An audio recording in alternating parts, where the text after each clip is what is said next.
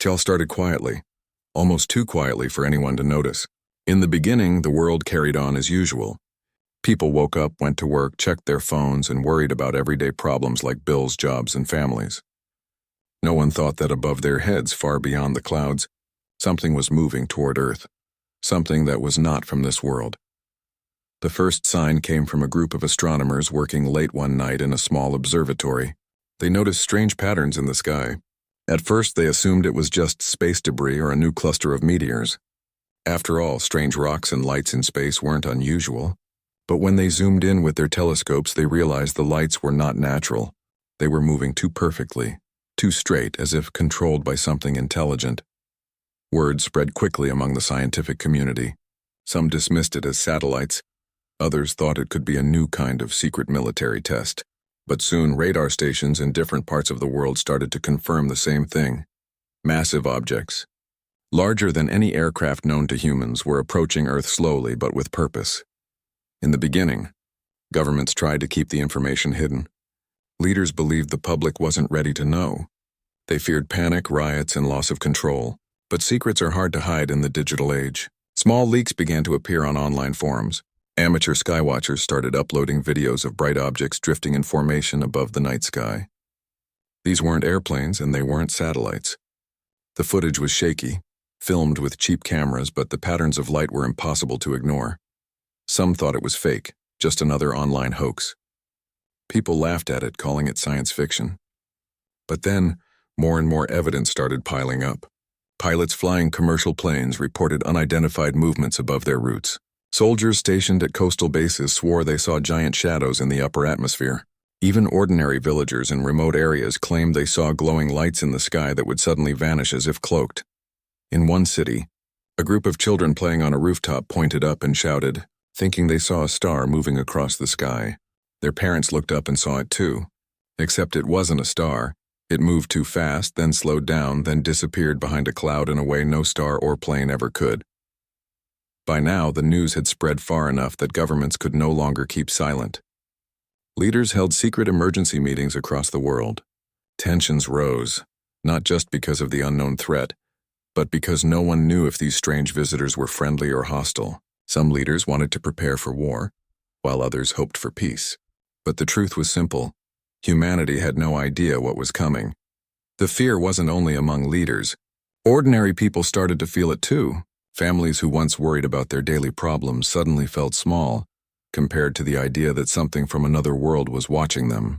Parents held their children tighter at night. Farmers stared at the sky instead of their fields. Teachers, who once taught about history and math, found their students distracted, whispering about aliens and ships. The strangest part was how silent it all felt. The objects in the sky never sent a message, never showed clear signs of communication. They just floated there, waiting. It was as if the entire planet was holding its breath. In a small coastal town, fishermen returning from the sea swore they saw something massive pass over the water at night. The waves grew restless, the boat shook, and when they looked up, they saw a dark shape blocking out the stars above them. It moved so slowly and silently that the men froze, unable to even raise their voices. When it was gone, the stars reappeared, but the fishermen knew what they saw. Their story spread through the village like fire. Elsewhere, scientists with advanced telescopes captured clearer images. What they found left them speechless. Enormous crafts, shaped nothing like human machines, moving in perfect formation. Each one was the size of a city, far larger than anything mankind had ever built. Their surfaces reflected no sunlight, almost as if they absorbed it, making them nearly invisible unless caught at the right angle. Soon, ordinary people everywhere began pointing their phones at the sky, recording strange lights, uploading shaky videos, and arguing online about whether Earth was about to face something no one could imagine. Meanwhile, deep inside secret bunkers, military officers stared at large screens showing the movements of the approaching fleet. Every hour, the ships seemed closer. Every hour, Earth's leaders grew more nervous. The question that hung in the air was simple but terrifying. Why were they here? Some believed the visitors had come in peace, maybe curious about Earth and its people. Others were convinced this was an invasion, a fleet preparing to conquer the planet. And then there were those who thought it was something even stranger, something beyond human imagination. Tensions grew as different nations began to blame each other, thinking maybe someone had built this technology in secret. But it soon became clear, no human nation had the power to create ships that size.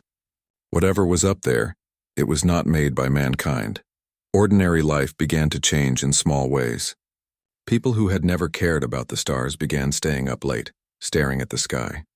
Parents told stories to calm their children, while secretly feeling afraid themselves. In cities, rumors spread quickly about secret bases, about governments knowing more than they admitted, about a council of nations making decisions behind closed doors. Then, one night, something happened that made the fear impossible to ignore.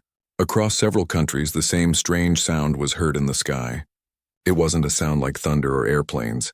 It was deep, low, and vibrating, almost like a giant hum rolling through the air. Dogs barked wildly, birds scattered, and people ran outside to listen. Some covered their ears while others fell to their knees in prayer. For a moment, humanity felt connected, not by culture, not by language, not by politics, but by fear. The sky no longer felt like a safe place. It felt alive, watching. Governments tried to calm the public. Official statements said there was no reason to panic and that scientists were investigating. But ordinary people weren't fooled. They knew something big was coming, something that could change life on Earth forever. By the end of that week, it was no longer a question of if something was up there. It was a question of when it would arrive. The world was watching the skies, united in uncertainty, waiting for the moment when silence would turn into action. And as the stars shone brightly one clear night, many wondered, was humanity about to face its greatest challenge, or its final one? The strange lights in the sky had already changed how people lived. By now, no one could deny it. Something huge was there waiting above Earth. But the bigger question still haunted every heart. What did these visitors want? Were they here to watch, or were they preparing for something far worse? Inside closed rooms across the world, the most powerful leaders sat around long tables, their faces tight with worry. Normally, these same leaders would argue endlessly over borders, trade, or politics. But this time was different. Every one of them knew that if what was coming from the sky was hostile, no single country could survive on its own. For the first time in history, human survival was bigger than any rivalry. In one underground facility, the air was heavy with tension.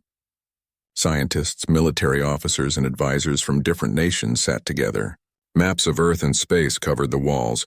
Large screens showed images of the alien fleet moving silently above. The ships were still holding their position, but they were closer than before. Each hour felt like a countdown. One scientist stood and explained that the crafts were far larger than anything humans had ever seen. "We are talking about structures the size of cities," he said. His voice shook slightly. "If they land, we don't have weapons powerful enough to face them." The room went quiet. Even the military generals, men who had lived their whole lives planning wars, had no easy answer. Nuclear weapons, missiles, jets. None of it seemed enough against something so advanced. That silence became the spark for something extraordinary. Instead of giving in to fear, leaders began to look at each other and realize they had no choice but to cooperate. Old enemies shook hands. Nations that had once stood on opposite sides of wars agreed to share their secrets. It wasn't about politics anymore. It was about survival. The decision was made. Humanity had to unite, or it would fall apart. While leaders talked in private, ordinary people across the world began to feel the same thing. For the first time, human beings started to see themselves not as citizens of different countries, but as people of the same planet. Strangers in the streets whispered about the ships. Farmers in distant villages prayed together. In big cities, people from different backgrounds gathered in groups just to stare up at the night sky, their faces lit by the same glowing lights above. It was strange. Fear was everywhere. But it also brought a strange sense of closeness. People realized they were all in this together. Meanwhile, deep in government labs, scientists worked without rest. Teams that had once competed against each other were now sharing every piece of knowledge they had. Satellite engineers from one country joined hands with rocket experts from another. Military commanders who had once refused to even speak to each other were now standing side by side, planning strategies. Somewhere in a hidden base, an engineer ran his hands over an unfinished piece of technology that had been locked away for years. It was a weapon too experimental, too dangerous to ever test before. But now nothing was too risky. Every forgotten project, every secret experiment, every advanced idea was brought back to the table. Still, doubts filled every room. Could humans really build something strong enough in time? The ships in the sky were waiting, watching, and no one knew when they would move. At the same time, the fear of the unknown reached ordinary families. Parents didn't know what to tell their children. When kids asked, why are those lights in the sky? Are they coming for us? Parents forced a smile, but deep down they had no answer. Some people filled stores, buying supplies as if preparing for the end. Others went to places of worship, seeking strength. And then there were those who refused to believe any of it, calling it a trick or illusion, though their voices grew fewer each day as the evidence became too clear. Across the world, television screens began showing official announcements. Leaders spoke to their nations with firm voices, saying, "We must stand together. We must prepare for any possibility. We are stronger united than divided." The words were carefully chosen, meant to calm the public, but everyone knew what they really meant. Danger was coming. But in those same words, there was also a spark of hope. People had seen wars, disasters, and endless divisions between nations. But now something bigger than all of that was forcing humans to rise above their differences. Behind the scenes, a council was formed. It was not a single country's government, but a group made of representatives from all major powers, plus scientists, engineers, and even voices from smaller nations. This was no ordinary meeting of politics, it was a council of survival. Their goal was simple but heavy: to prepare Earth for the moment those ships made their move. As days passed, more strange events happened. Pilots flying near the upper atmosphere reported sudden flashes of light around their planes, as if the alien ships were testing them. Ships at sea claimed their radars were jammed by unseen forces. Farmers in wide fields said their animals were restless, staring at the skies for hours. It felt as if the visitors above were sending a message. "We are here. We are watching." The pressure only grew stronger. Scientists began to speak less about if the fleet would move and more about when. That small shift in words spread fear even further. If the fleet was waiting, it must have a reason, and whatever that reason was, Earth had to be ready. But readiness meant more than weapons. It meant unity among people. In one city, a huge crowd gathered in the central square holding candles. They were not protesting, nor were they celebrating. They were standing together in silence, staring at the sky. In another place, musicians gathered and played songs of hope, their music echoing into the night air. And in countless homes, families came together around dinner tables, speaking not of money, not of politics, but of what it meant to be human. It was as if the world was changing before everyone's eyes. For centuries, humans had been divided by borders, beliefs, and pride. But now the sight of a silent fleet above Earth had made everyone equal. Rich or poor, powerful or powerless, they were all facing the same sky. In a way, the fleet had already begun to change Earth without firing a single shot. But inside the hidden bases, the sense of urgency never stopped.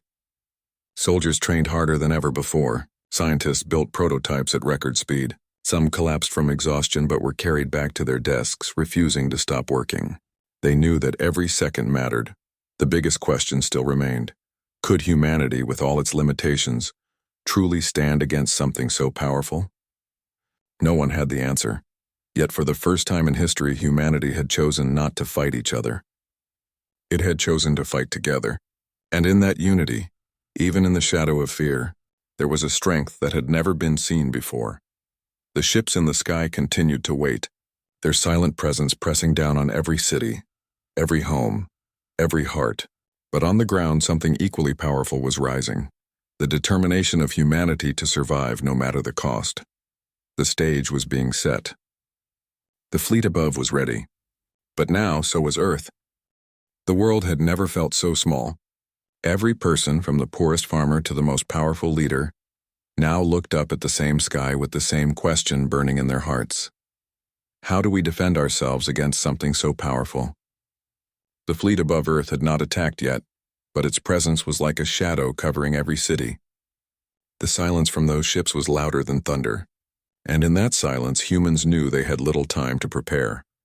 In hidden bases and underground facilities, a new kind of energy began to spread, not just fear but determination. Across nations, engineers, scientists, and soldiers worked around the clock. The goal was clear: build something strong enough to protect Earth before the fleet decided to move. It wasn't easy. Humanity had always built weapons to fight each other, not something from the stars. Every missile, every jet, every bomb had been designed for wars on Earth, not wars in space. Yet now all those weapons seemed too small, too weak. That's when the world realized it had to do something it had never done before. It had to combine its best minds, its best technology, and its deepest secrets. Nations that once hid their projects from each other were now unlocking vaults, revealing experiments long kept away from the public eye. Inside one facility, a group of scientists stood over an old prototype that had been abandoned years ago. It was a weapon that used high-energy beams, something considered too unstable to test back then. But now nothing was too risky. If Earth was to survive, everything had to be placed on the table. Elsewhere, engineers pulled dusty blueprints from shelves, designs for spacecraft that were never built, machines that could orbit the Earth with advanced defense systems.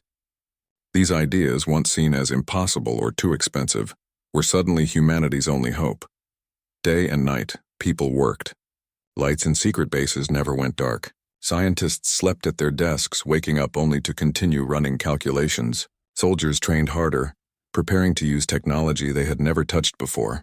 Ordinary workers who had no background in science or war volunteered to help in any way they could, building parts, carrying supplies, or running messages. It was not just the experts anymore. It was humanity itself, racing against time. The urgency grew sharper with every passing day. Satellites showed that the alien fleet was shifting position, inching closer to Earth's atmosphere. It was slow, almost deliberate, as if the ships were waiting for something. Some believed they were testing humanity, observing if humans would prepare or collapse in fear. Others thought the fleet was simply waiting for the perfect moment to strike. Whatever the reason, humans had no choice but to act. In one mountain base, workers assembled massive rocket systems designed to carry experimental weapons into orbit. In another desert facility, engineers tested drones equipped with high-powered energy cannons. Some tests failed spectacularly. Machines exploded, systems shut down, but instead of discouragement, it only fueled more urgency. Every failure was seen as one step closer to success. There was also fear. People whispered about what would happen if these new weapons didn't work. Could humanity survive a fleet so advanced? The ships above were the size of cities, and each one could probably wipe out an entire country if it chose to. Yet in that fear there was also hope. Hope that human ingenuity, when pushed to its limits, could surprise even the most powerful enemy. Ordinary people played their part too. Farmers gave up land so hidden bases could be built. Miners worked day and night to supply rare materials needed for advanced technology. Factory workers stopped making ordinary products and started producing parts for defense systems. Even school teachers encouraged students to write messages of hope for the soldiers and scientists, reminding them that the whole world believed in their work. It wasn't just about weapons. It was about morale. Humanity needed courage just as much as it needed technology. In cities, people painted symbols of unity on walls. Flags from different countries were waved together in the streets. Strangers helped each other, sharing food and supplies. For once, the divisions of race, language, and politics seemed small compared to the enormous ships floating above their heads. But inside the bunkers, the pressure was crushing. Scientists argued over theories, generals debated strategies, and leaders demanded results faster than ever. Some nights, the sound of voices raised in frustration echoed through the halls. Yet, despite the stress, no one quit. No one walked away. Everyone knew that failure was not an option. In one tense moment, a young engineer finally succeeded in activating a prototype that had failed dozens of times before. As the machine powered up and a bright beam shot through the testing field, cheers erupted through the room. For the first time, they had proof that humanity could build something strong enough to fight back. That night, for a brief moment, the fear was replaced by celebration. Still, no one forgot that the real test had yet to come. Meanwhile, high above Earth, drones were launched to orbit the planet. Their purpose was not to attack yet, but to watch and protect. Tiny compared to the alien ships, they were humanity's eyes in the sky, silently waiting for the moment to strike. In the middle of all this preparation, ordinary life continued in strange ways. Children still played. though they often stopped to stare at the glowing objects above. Couples still walked hand in hand, though their conversations often drifted to what the future might bring. Families still gathered at dinner tables, though their prayers grew longer each night. It was a strange balance, life moving forward, but under the constant shadow of the fleet. The news around the world began to shift. Instead of only fear, stories of progress were shared. People heard about the drones launched into orbit, the new defense systems being built, the scientists who worked until they collapsed from exhaustion. These stories became fuel for hope. They reminded humanity that it was not helpless, that even against impossible odds it could fight back. Yet even with all this preparation, one question still haunted everyone. Would it be enough? The fleet above Earth remained silent, but it was watching. Everyone could feel it. Each night when people looked up, they could almost sense the weight of those ships pressing down on the planet. Every blinking light in the sky was a reminder that time was running out. But humans had something the fleet did not expect, an unbreakable will to survive. By now, Earth's defenses were no longer just a dream. Bases had been built, weapons had been tested, and systems had been deployed. What was once impossible was now reality. Humanity had transformed its fear into strength. The world was ready, or at least as ready as it could ever be. The stage was set for the next chapter, the one no one could avoid, the moment when silence would finally break, when the fleet would make its move, and humanity would have to use everything it had built in this desperate race against time. And as the sun rose over the horizon, casting light over cities, villages, mountains, and seas, one truth echoed in every heart. Humanity was not just preparing for survival. It was preparing for its first true war beyond Earth. The skies above Earth had been quiet for too long. The alien fleet hovered in silence, their massive shadows stretching across the stars. For weeks they had watched. For weeks humanity had prepared, and now the moment everyone had feared and expected finally arrived. It began with a sudden shift. Satellites monitoring the alien fleet picked up movement. The ships were no longer holding their positions. They were descending, slowly at first, but with a clear direction: Earth. Inside the underground control centers, alarms rang out. Screens lit up with red warnings. Generals and scientists rushed to their stations, their faces pale but focused. After all the planning, after all the sleepless nights, this was it. The moment humanity had been waiting for. Across the globe, defense systems that had been built in secret began to activate. Bases hidden in mountains, deserts, and deep oceans lit up with energy. Massive rocket silos opened, drones launched into the sky, and satellites aligned for attack. The order was given: prepare to fire. On the surface, ordinary people could see it too. Families standing on rooftops watched as the night sky glowed with strange lights. Some cried, some prayed, and some simply stood still, holding hands tightly, waiting to see what would happen. For the first time, the fear was not hidden. It was visible everywhere, in the streets, in the homes, in the eyes of every man, woman, and child. But among that fear, there was also something else: courage. Humanity had decided it would not wait to be destroyed. It would strike first. The alien fleet drew closer, their massive shapes now visible even without telescopes. They looked like moving cities, dark and silent, their size overwhelming. Just the sight of them made the ground shake with unease. But humanity was ready. The first signal was sent. From a desert base, a line of rockets blasted into the sky, cutting through the darkness. From the ocean, submarines released hidden missiles. From space, satellites powered up their energy beams, pointing directly at the incoming fleet. The first strike had begun. For a few seconds there was silence. Then the sky erupted with light. Explosions burst across the horizon as the weapons reached the alien ships. Beams of energy lit the night like artificial lightning. Missiles streaked upward, leaving glowing trails behind them. The Earth itself seemed to tremble as the full force of humanity's defenses was unleashed. People all over the world could see it. From villages to cities, millions stared upward, their faces illuminated by the flashes above. Some gasped in awe, others cheered, and some could not believe what they were seeing. It was like watching the stars go to war. At first, no one knew if the weapons were working. The alien ships seemed untouched, their massive bodies absorbing the blasts. But then slowly cracks began to show. One ship tilted slightly, then burst into flames, breaking apart into glowing pieces that rained down like burning meteors. The world erupted with cheers. Humanity had struck and it had worked. For the first time, the invincible fleet was wounded. More explosions followed. Another ship was hit by a combined strike from orbital drones and missiles. Its surface glowed red before shattering into pieces. The debris fell into the ocean, sending waves crashing against distant shores. In control rooms across the globe, tired engineers and generals allowed themselves brief smiles. Their months of work, their sleepless nights, their desperate race against time, it was paying off. Humanity could fight back, but the battle was far from over. The remaining ships adjusted quickly. Bright lights appeared across their surfaces, and for the first time they began to respond. Beams of energy shot downward from the fleet, slicing through the atmosphere. One struck a mountain base, shaking the earth and sending smoke into the sky. Another destroyed several drones in orbit instantly. The cheers fell silent. Everyone realized that the enemy was no longer watching.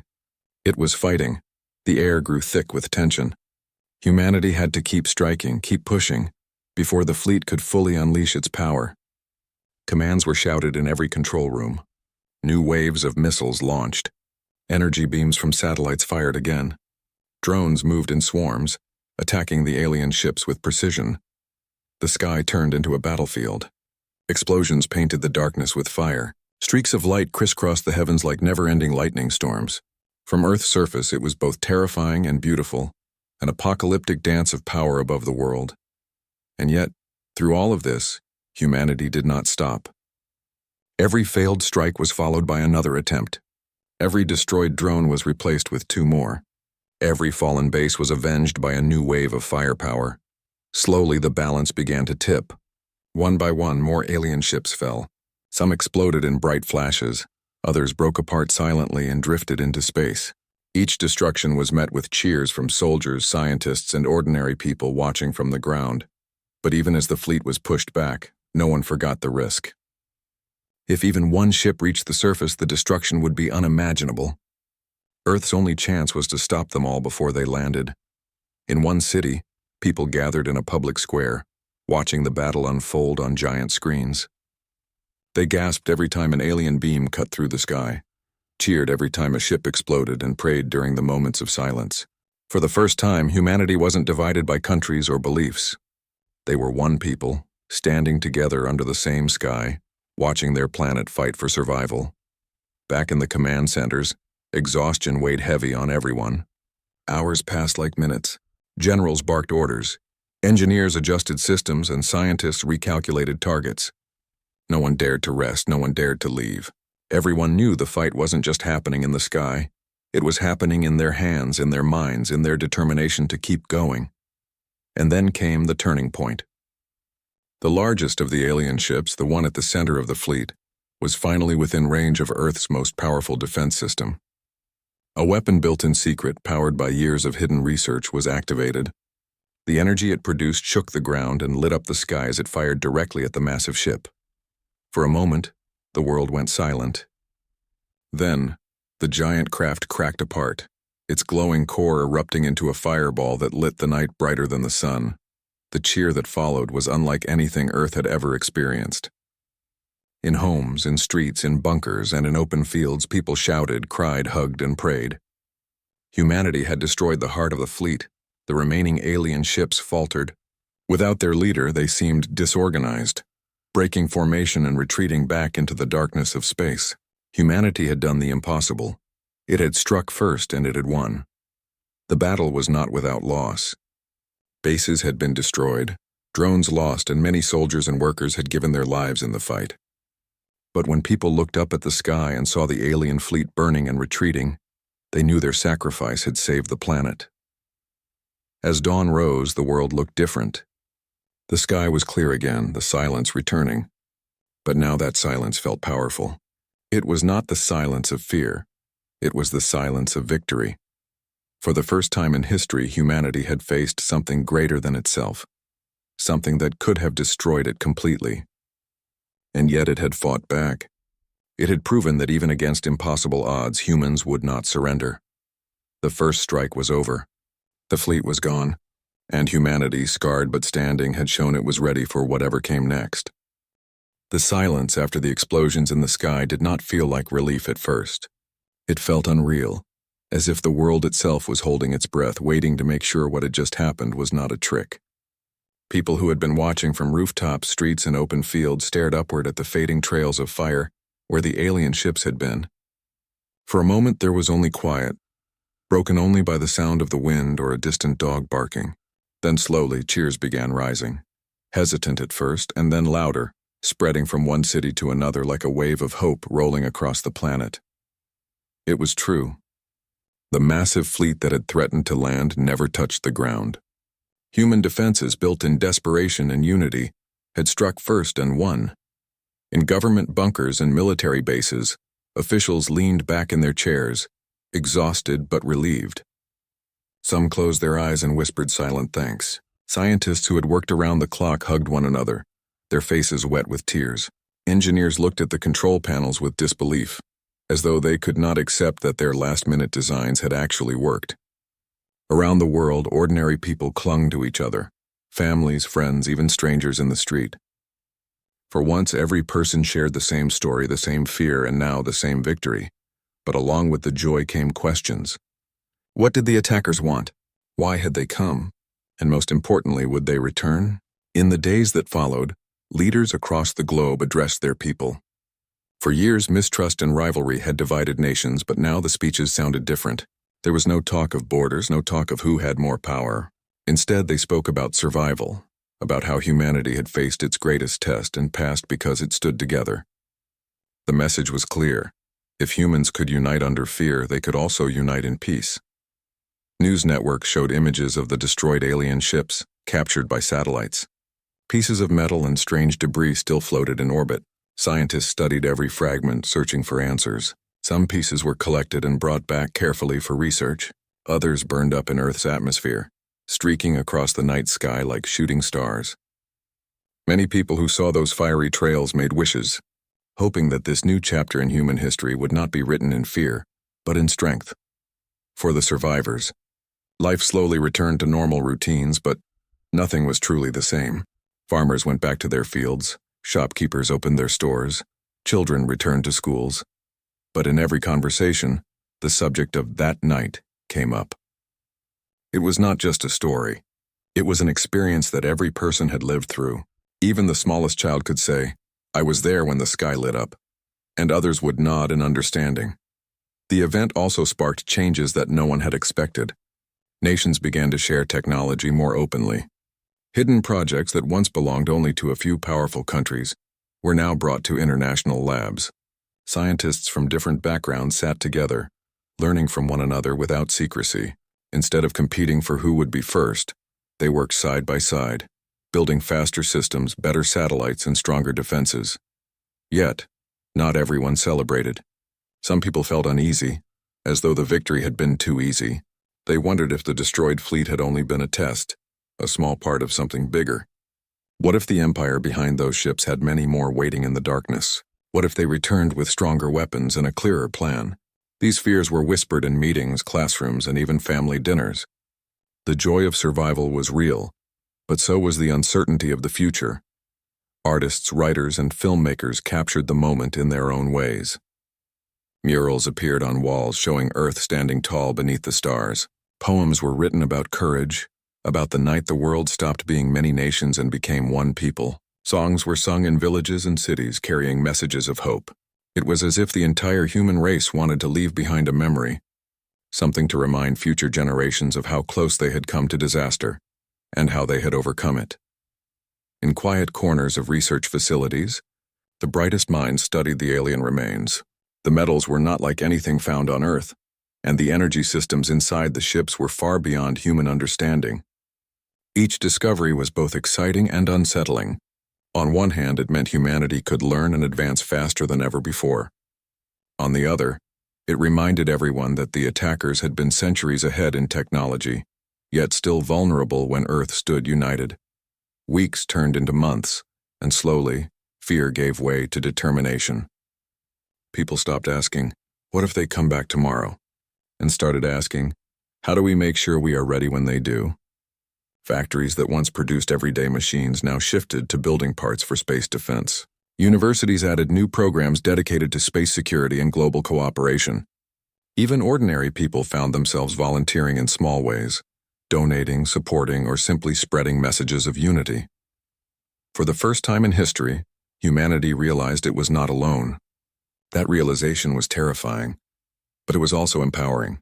Humans had faced an empire that thought Earth would be easy to conquer, and they had proved them wrong.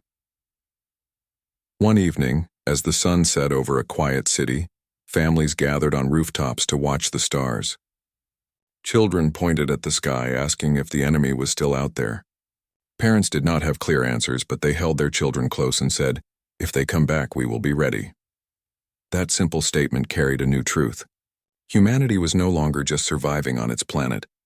It was preparing to defend it, protect it, and claim its place in the vast universe. The story of that night became a legend almost instantly, but it was not a legend of kings or heroes.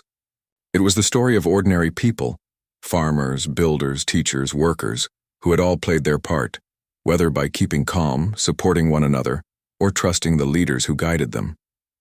It was a story of human courage and human unity, and somewhere beyond the stars, the empire that had sent its fleet must have seen the outcome.